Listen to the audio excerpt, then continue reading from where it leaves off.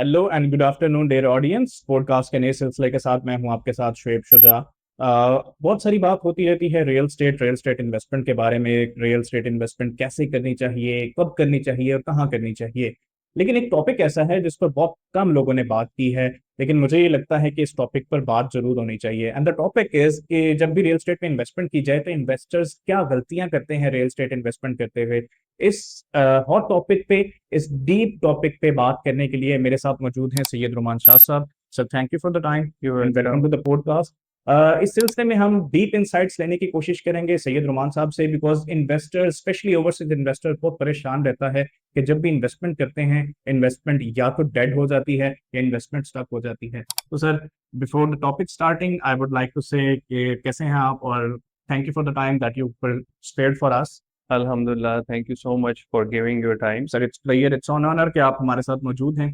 तो Thank sir, you. आपके precious तजर्बे के नजर मद्देनजर रखते हुए, आपकी वैल्यू तजर्बे को मद्देनजर रखते हुए मैं आपसे जरूर पूछना चाहूंगा real estate, specially real estate में इन्वेस्टमेंट और इन्वेस्टमेंट को लेकर इन्वेस्टर्स क्या गलतियां करते हैं जिसकी वजह से उनकी इन्वेस्टमेंट डेड या उनकी इन्वेस्टमेंट को उस तरह पर्क्स नहीं मिल पाते जैसे वो एक्सपेक्ट करते हैं। देखिए शोएब, बात ऐसी है कि हमारे जो वैल्यूएबल इन्वेस्टर्स होते हैं सर। वो डिफरेंट मिस्टेक्स करते हैं sir. Before investing everywhere. Sir. जिनमें सबसे मेजर जो मैं मिस्टेक बोलूंगा वो होती है no research. Before investing, research is the most important thing. बिल्कुल। मतलब अगर आप रिसर्च किए बगैर इन्वेस्ट करते हैं तो ये आपके लिए फ्यूचर के लिए गैम्बलिंग। सर, जी। रिसर्च, अगर आप रिसर्च की बात करें तो मैं आपसे जरूर पूछना चाहूंगा कि रिसर्च कैसी होनी चाहिए और किस तरह की रिसर्च एक इन्वेस्टर करे तब वो एक राइट अपॉर्चुनिटी को अवेल कर पाए। देखें, जब रिसर्च करते हैं तो बीइंग एन इन्वेस्टर्स आपको किस तरह रिसर्च करनी चाहिए उसके लिए भी एक प्रॉपर मैकेनिज्म। सर। ठीक है।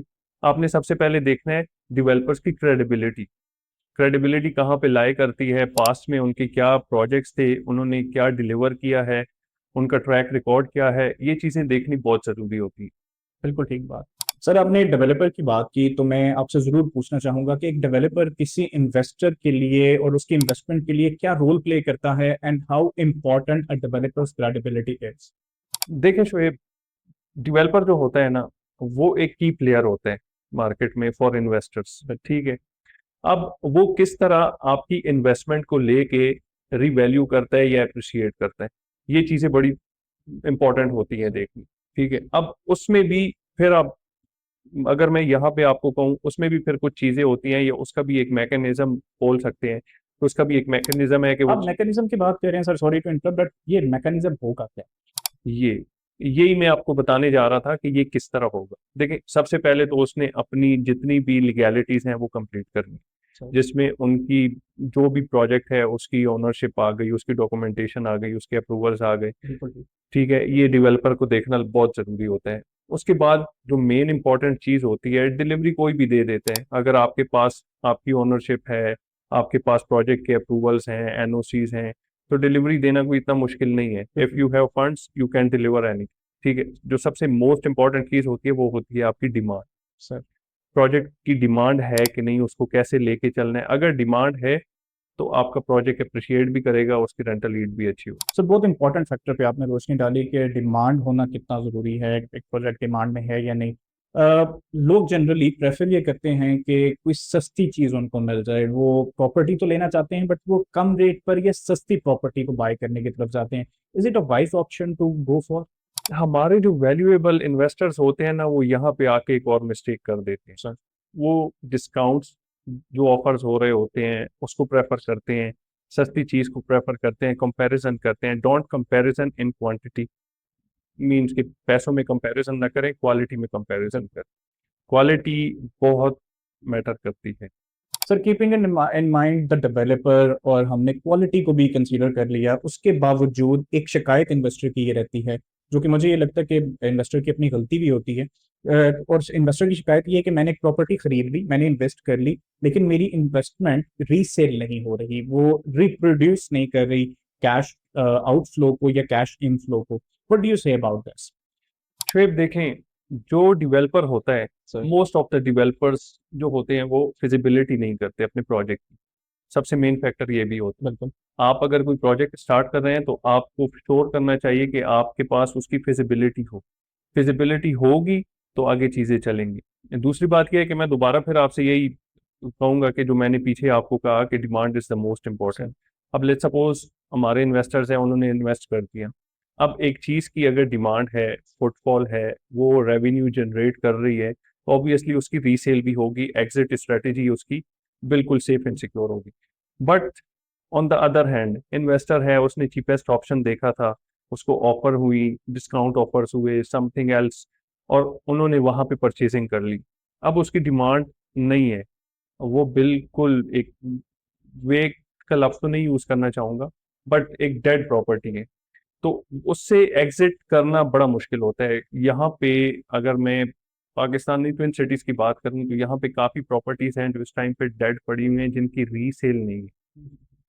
तो आपकी बात से अगर मैं ये कहूँ कि research and then quality and then उसके बाद एक कंप्रीहेंसिव मैकेनिज्म का evaluation is the most important factor जो इन्वेस्टर को इन्वेस्टमेंट से पहले करना चाहिए, तो ये गलत नहीं हो। बिल्कुल ऐसे ही है। देखिए शोएब, अगर मैं आपको एक वर्ड में लाइनर दूं तो इन्वेस्टर्स को चाहिए वो ड्यू डिलीजेंस के साथ काम करें। उन्होंने सबसे पहले रिसर्च करनी है, उसके बाद क्रेडिबिलिटी देखनी है, उसके बाद चीपेस्ट ऑप्शन पे नहीं जाना, उन्होंने कंपैरिजन करना है, इसके बाद उनके पास एक सेफ एग्जिट स्ट्रेटेजी हो। ये कुछ चीजें हैं जो किसी भी इन्वेस्टर को देखनी बहुत जरूरी है। बेहतरीन सर। मैं आपसे ये जरूर पूछना चाहूंगा कि जब हम सेल्स और सेल्स के बारे में सीखते हैं तो जनरली पीपल से कि sales is transfer of emotions. Yes. Transfer of emotions is a good thing for sales, but क्या सर जब कोई इन्वेस्टर इन्वेस्टमेंट करे तो क्या उसके लिए सिर्फ इमोशनली सोचना ही is the right way to go, या कोई और चीज भी उसकी कंसिडरेशन में रहनी चाहिए ताकि वो अपनी इन्वेस्टमेंट को इफेक्टिव बना सके? I agree with you. Generally हम कहते हैं कि sales is a transfer of emotions, but not every time. Real estate में हम इसको ये नहीं कह सकते कि आपने इमोशंस में बह के ना बस फैसला ले लेना है। यहाँ पे आपने फैक्ट्स एंड फिगर्स लाजमी देखने हैं, आपने ड्यू डिलीजेंस के साथ काम लेना है। आपने कुछ चीज़ें हैं जो मिस्टेक्स, हमारी बात इसी पे हो रही है कि इन्वेस्टर्स ऐसी क्या मिस्टेक्स करते हैं जिससे उनको बाद में मुश्किलात सामने आती हैं। तो ये कुछ पॉइंट्स थे जो मैंने आपको बता दिए, और इन पॉइंट्स को देखना बहुत लाजमी है इन्वेस्टमेंट से पहले। That's it. Sir thank you for your valuable insights. Thank you audience, आपकी समातों का, आपके टाइम का। I hope and I am sure कि ये पॉडकास्ट हर इन्वेस्टर के लिए, हर इन्वेस्टमेंट को इफेक्टिव बनाने के लिए बहुत मददगार साबित होगी। इंशाल्लाह बहुत जल्द पॉडकास्ट के एक नए सिलसिले के साथ आपकी खिदमत में हाजिर होंगे। Thank you so much.